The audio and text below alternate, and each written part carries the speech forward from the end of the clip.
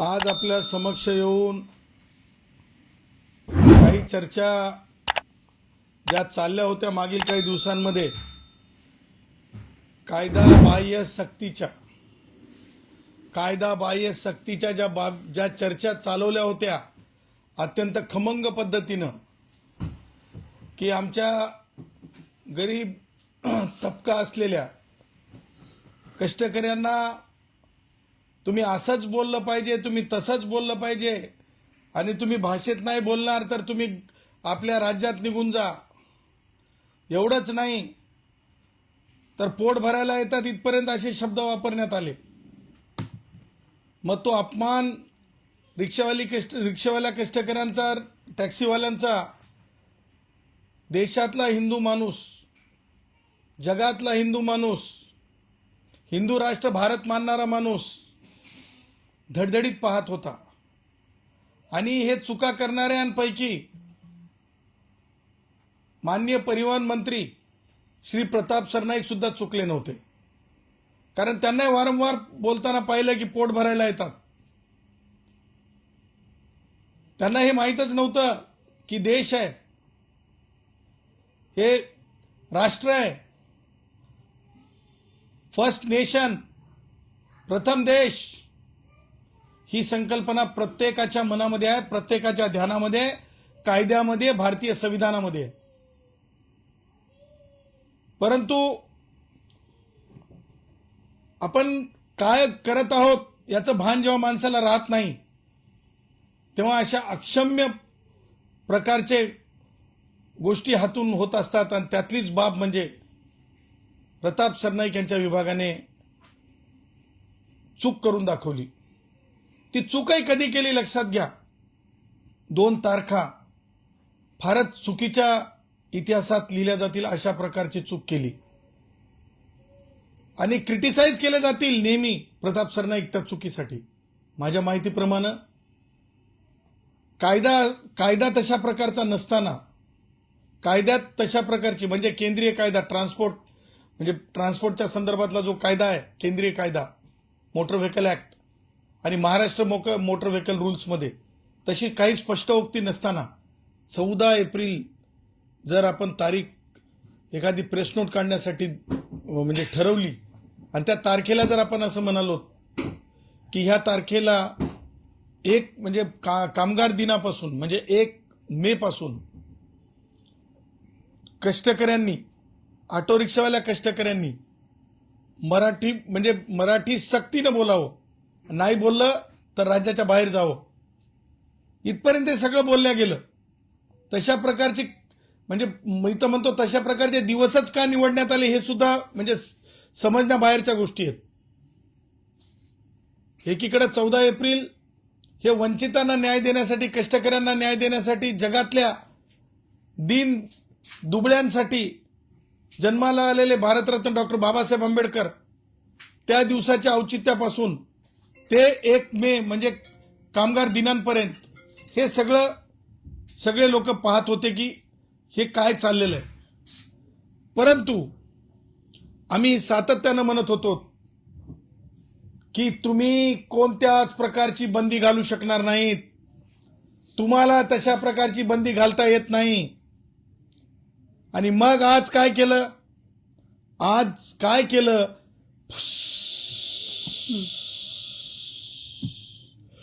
फुस परिवहन खातं म्हणून पंक्चर झालं का प्रश्न आहे माझा. तुमच्या अपप्रवृत्त असंविधानिक मी विचार म्हणेल, या विचारामुळं राज ठाकरे सारख्या माणसानं बघा राज ठाकरे सारख्या माणसांनी काय केलंय आज. Pratap Sarnaik, you are responsible. Raj ठाकरेंनी एखाद्या मग कोणी व्यक्ती असो, ज्या प्रकारे संजीव निरुपमांच्या गाडीवर जे काही हल्ला झाला किंवा काही त्रास झाला त्यांना त्रास करणाऱ्या लोकांना बोलून सत्कार केला, ही संस्कृती आहे का? हे करण्यासाठीचा प्रताप सरनाईक तुमचा निर्णय होता का? हे पाहण्यासाठीचा निर्णय होता का? तुमचं स्टेटमेंट आहे का या गोष्टीवर? तुमचं ह्या गोष्टीवर स्टेटमेंट नाही. मी राज ठाकरेची निंदा करतो, निषेध करतो. प्रताप सरनाईकांनी सुद्धा निषेध आणि निंदा करणं आवश्यक होती. मान्य संजीव निरुपम शिवसेनेचे नाहीत का? त्यांना हल्ला करणाऱ्यांचा जर सत्कार होत असेल तर प्रताप सरनाईकांची जिम्मेदारी काय? हल्ला कुणाच्या कृतीमुळे झाला, कोणाच्या कार्यप्रणालीमुळे झाला? कारण मीमांसा केली तर रूट कोण है, रूट कॉज कोण है, जड़ कोण है इस बात की? ही राज ठाकरेची संस्कृती आणि अज्ञानीपणाचा म्हणजे ज्या प्रकारे ते बोलत राहिले, अज्ञानीपणानं व्यक्त होत राहिले प्रताप सरनाईक, त्यांच्यामुळे महाराष्ट्रानं पाहिलेलं ते चित्र. आमच्यावर हल्ला करण्याचा प्रयत्न केला, परंतु आम्ही भीक घातली नाही.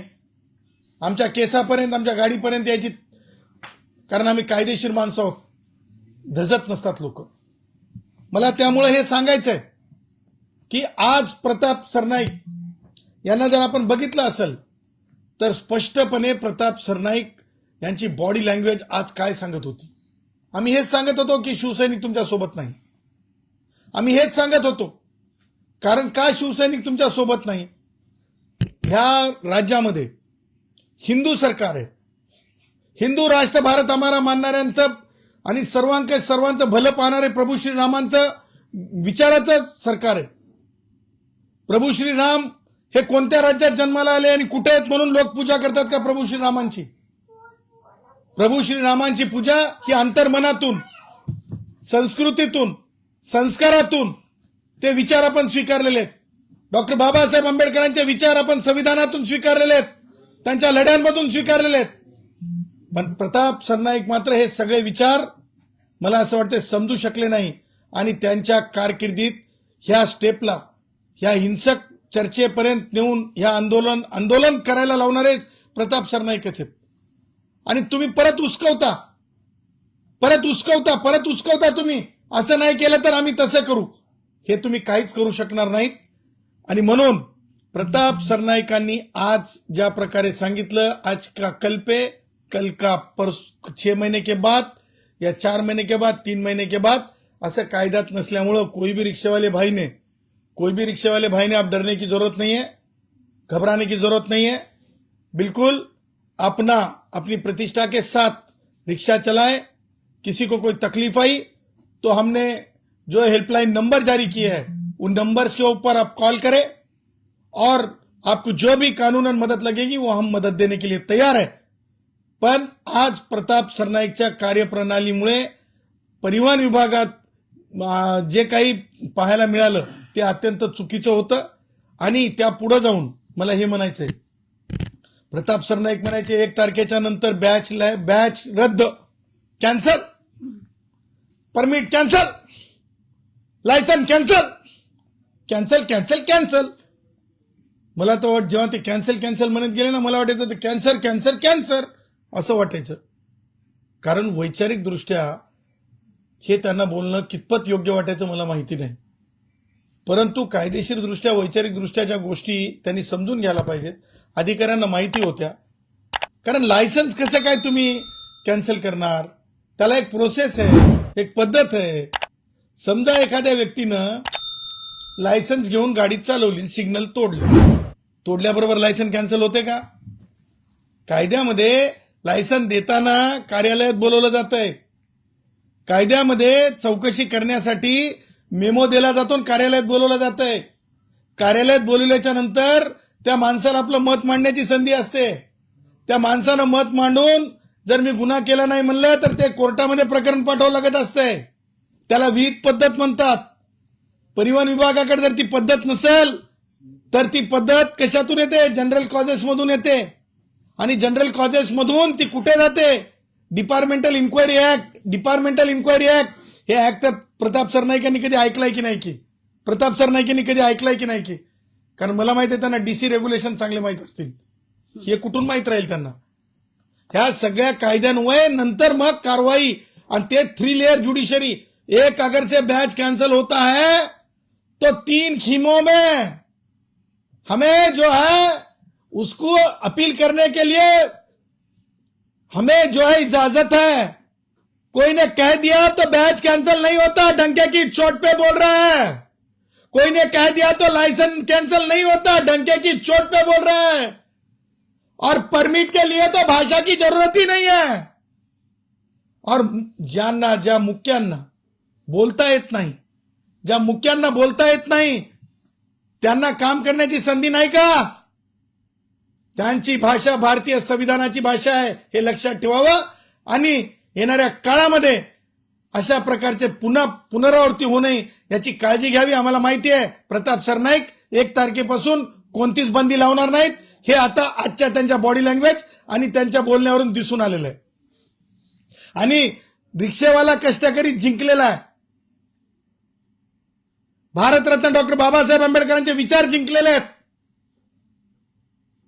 मान्यवर दत्तोपंत ठेंगडी जिंकलेले आहेत, त्यांचे विचार जिंकलेत, मान्यवर दत्तोपंत ठेंगडी यांचे विचार जिंकलेत। आणि खोटं सांगणारा परिवहन विभागाचे मंत्री यांच्या विचारांना आज कुठेतरी थांबावं लागलंय। हीच तर खरी कायद्याची चमक आहे, हीच तर खरी कायद्याची शक्ती आहे। पण प्रताप सरनाईक आता म्हणतात की उद्या महत्वाचा निर्णय होणार आहे आणि सर्व आयुक्तांशी बोलणार। 59 जेवढे परिवहन आयुक्त कार्यालय आहेत त्या सगळ्यांची त्या ठिकाणी माहिती घेणार आणि मग निर्णय जारी करणार। कसला निर्णय जाहीर करणार? कायदाच नाही। कोणता निर्णय जाहीर करणार? कायदाच नाही। प्रेस नोट कशाला म्हणतात? प्रेस नोटचा अर्थ कायदा आहे का? मान्य राज्यपाल महोदय सही करत असतात, त्याला ऍक्ट अंडर आर्टिकल 309 म्हणतात। परिवहन खात्यानं सर्क्युलर काढणं, circular is not a law, circular कायदा नाही हो प्रताप सरनाईक। ऐका प्रताप सरनाईक, तुम्ही ऐका, सर्क्युलर हा कायदा नाही, डंके की चोट पे तुम्हाला सांगत आहे, तो कायदाच नाही सर्क्युलर। अंमलबजावणी संदर्भात उद्या जी बैठक होईल, कोणती अंमलबजावणी? कशाची अंमलबजावणी? बघा महाराष्ट्र नाही, एक मिनिट त्यांनी पण डंके की चोट पर सांगितलं की अंमलबजावणी मराठी संवाद अनिवार्य होणारच, त्यांनी पण सांगितलं। मला एक सांगा यार, कशाची अंमलबजावणी करणार? एखाद्या कायद्यात तर तरतूद पाहिजे। अरे तुमचं आडनाव जर तुम्ही बदललं, त्यांचं काय आडनाव होतं? गांडुले, त्यांनी सरनाईक केलं, तर त्यांना जावं लागलं असेल ना त्या विभागात, कोणत्या ते गॅजेट करण्यासाठी, ते गॅजेट झालं असेल ना। त्याच प्रकारे मला तुम्हाला सांगायचंय, अरे कायदा आधी आणसाल की आधी अंमलबजावणी करसाल? त्यांची फसगत तिथं झाली। तशा प्रकारचा मोटर व्हेकल ऍक्ट मध्ये तरतूद नाही। आणि महाराष्ट्र मोटर व्हेकलच्या संदर्भात जो 89चा जो कायदा आहे त्याच्यात रूल 24 आहे, त्याच्यात कम्प्लीट एम्बिग्युटी आहे। ना तर मराठी भाऊ धड चालवू शकेल, ना तर गुजराती भाऊ धड चालवू शकेल, ना बहुभाषिक कोणीच भाऊ चालवू शकेल। आणि त्याही पुढे जाऊन म्हणतो सक्ती कशाची? म्हणजे आज आमचा मराठी रिक्षेवाला भाऊ असो की हिंदी रिक्षेवाला भाऊ असो, असा एखादा भाऊ दिसला का की आम्हाला भाषा शिकायची नाही म्हणून? सगळ्यांनाच भाषेची आवड आहे, भोजपुरी भाषेची सुद्धा आवड आहे। हम तो कहते हैं ना, हम भोजपुरी परिषद लेने वाले हैं, मई में हमने यहाँ पे मीटिंग रखी है, आने वाले मई में हम भोजपुरी परिषद मीटिंग रखेंगे और जून के बाद हम परिषद लेंगे, बंबई में लेंगे। भोजपुरी कई देशों में बोली जाती है, भोजपुरी को भी समझे ना, भोजपुरी को भी शेड्यूल में जगह मिलनी चाहिए। भाषेचा गोडवा कुणाला नाही। मला सांगा नागपूर, प्रताप सरनाईकांना एकदा नागपूर, मला तर माहित आहे ते विदर्भ लाईनच आहे आपली, पण त्यांना हे माहित आहे, त्यांनी विसरले की काय की नागपूरमध्ये टेम्परे तुम्हीच सांगा ना, नागपूर में कौन सी भाषा बोली जाती? खरं प्रामाणिकपणे सांगायचं, हसून अफर्मेटिव्ह म्हणू नका। हिंदी भाषा बोलली जाते। किती टक्के मोजा तुम्ही? 99% लोक हिंदी बोलतात नागपूरमध्ये। तुम्ही मोजून बघा, गोंदियामध्ये तुम्ही मोजून बघा, तुम्ही भंडाऱ्यामध्ये कोणती भाषा बोलली जाते? यवतमेल के आगे यवतमाळ सुद्धा म्हणत नाहीत, यवतमेल म्हणतात, लक्षात घ्या तुम्ही। त्यामुळं सांगायचं तात्पर्य, ह्या सगळ्या गोष्टी मला असं वाटतंय, मी म्हणजे आमच्या वात्रे टिकेत म्हणायचं झालं तर, आमच्या गुराखी भाषेत म्हणायचं झालं तर, कोणाला अपमान करण्याच्या उद्देशाने नाही, पण या सगळ्या पादऱ्या गोष्टी होत्या, ह्या सगळ्या पादऱ्या गोष्टी होत्या। गोष्टी म्हणालो, कायदे नव्हते, त्याच्यामुळे गोष्टी होत्या। राज ठाकरे आता बघा बिळातून निघाला की नाही, सुरू झाला की नाही फणा काढणं। आता मी एका चॅनलवर त्याच्या कोणाचं तरी ऐकत होतो, फुसफुस फुसफुस सुरू झालं होतं, फुसफुस फुसफुस सुरू झालं होतं. त्याच्यामुळे ऑफ सीझन मध्ये मी आज प्रताप सरनाईक यांची बॉडी लँग्वेज का बदलली, तर त्यांना हिंदुत्ववादीच लोक बोलतील ना, पक्ष बोलल ना, अरे हे काय चालू केलंय सगळं म्हणून. सर, संजय निरुपम त्यांच्याच पक्षातले नेते आहेत आणि त्यांनी पत्र लिहिलंय की किमान 6 महिन्याचा तरी वेळ देण्यात यावा. आणि यात त्यांनी असं पण म्हटलंय की हिंदी भाषेची सक्ती जी आहे ती व्हायला नको, वेळ द्यायला पाहिजे. बघा, डायरेक्ट देता येत नाही, नका देऊ म्हणलं तर प्रताप सरनाईकांचा अपमान आहे. आणि फिर काही कुछ तो करो ना, नंतर त्यावेळेस 6 महिन्याच्या नंतर विषय दुसरे राहतात मार्केटमध्ये. पण याचं राजकारण होतं असं वाटतंय का? कारण आनंद दिघे असते तर संजय निरुपम यांच्या 2 कानाखाली वाजवली असते, एकनाथ शिंदे यांनी किमान एक तरी वाजवली असं संदीप देशपांडे म्हणतायत. पण त्या प्रश्नाचं उत्तर प्रताप सरनाईकांनी दिलं का? त्यांच्यात ती हिंमत होती का? होती का हिंमत प्रताप सरनाईकांमध्ये? पत्रकार परिषदेमध्ये हा पर्टिक्युलर प्रश्न विचारण्यात आला होता. हिंमत नाही ना त्यांच्यामध्ये, उत्तर दिलं नाही ना त्यांनी. बघा तुम्ही पूर्ण प्रेस काढून, उत्तर दिलं नाही म्हणजे हिंमत नाही. उत्तर द्यायचं ना, दिस साइड और दैट साइड, उसे कहते हैं मंत्री.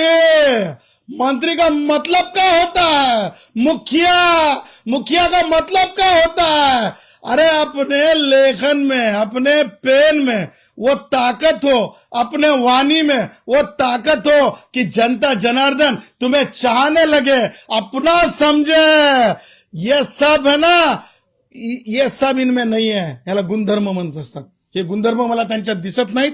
आणि म्हणून तुम्हाला सांगतो, मागच्या 2 दिवसापासून प्रताप सरनाईकांच्या व्यक्तिगत बाबी लोकांच्या समोर येत आहेत, जनतेच्या समोर येत आहेत. खास करून तुम्हाला सांगतो, मी एक व्हिडिओ दाखवतो.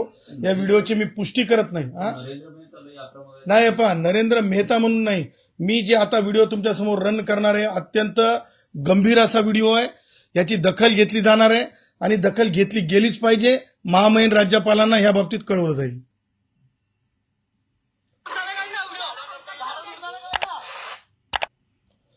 मी तुम्हाला सांगतो,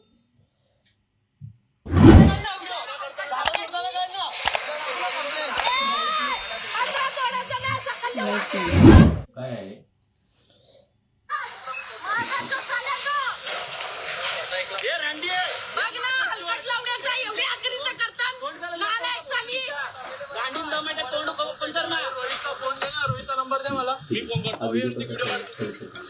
एवढी तरी कशी नालायकगिरी तुमच्या अंगात भरले? त्या काल्याचे अंगण, त्या काल्याला हदाचं नाही ते उभं करायला हलकट लावड्याला.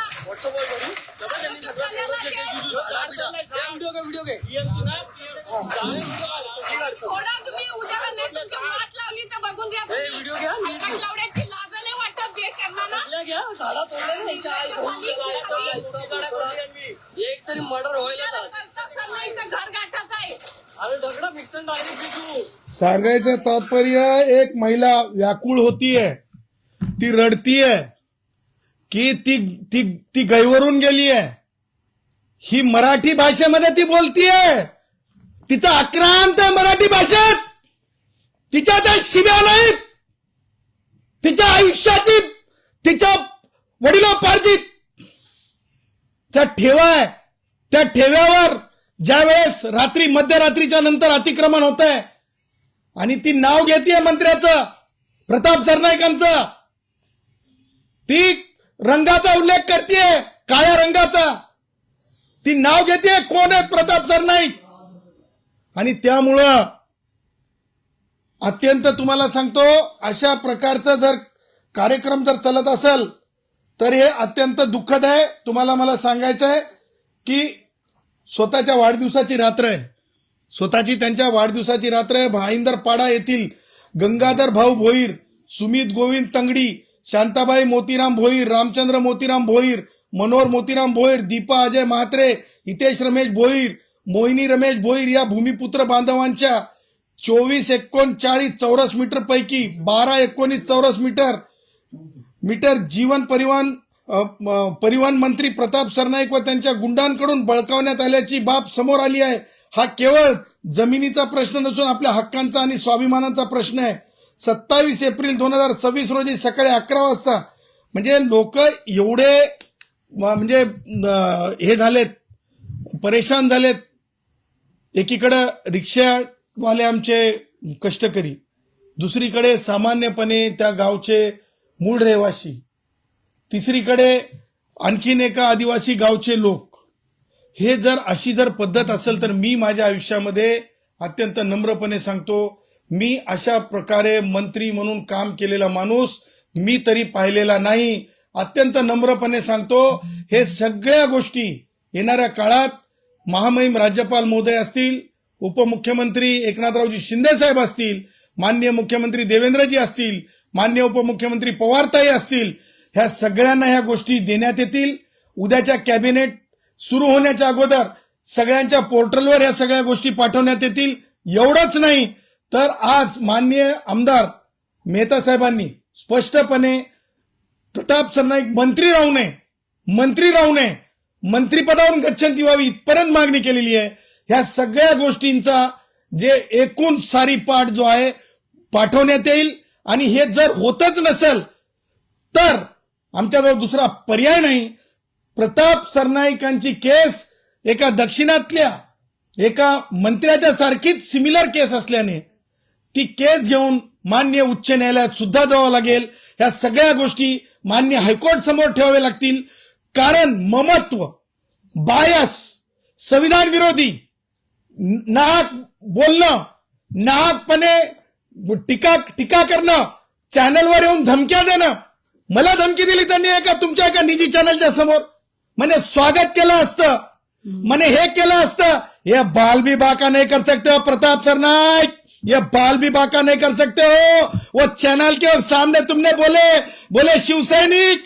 ओ प्रताप सरनाईक कोणत्या विद्यापीठात शिकलेला याची जाण नसेल. हे की नाही डॉक्टरेट आहे, डॉक्टर बाबासाहेब आंबेडकर मराठवाडा विद्यापीठाचा. हे काय लेच्या पेच्या नाही, 100 गोष्टीत फसलेला नाही. खोलामध्ये पाय लक्षात ठेवायचं. शिंदे साहेबांना सांगतो, हा चॅनलवर येऊन माणूस धमक्या देत आहे, मी तुम्हाला कटिंग पाठवतो. त्यामुळं ह्या माणसाच्या बाबतीमध्ये लवकरात लवकर कारवाई व्हावी अशी अपेक्षा आहे. गर्जा हिंदुस्तान चॅनलला सबस्क्राईब करा आणि ताज्या घडामोडी जाणून घेण्यासाठी बेल आयकॉनवर प्रेस करा.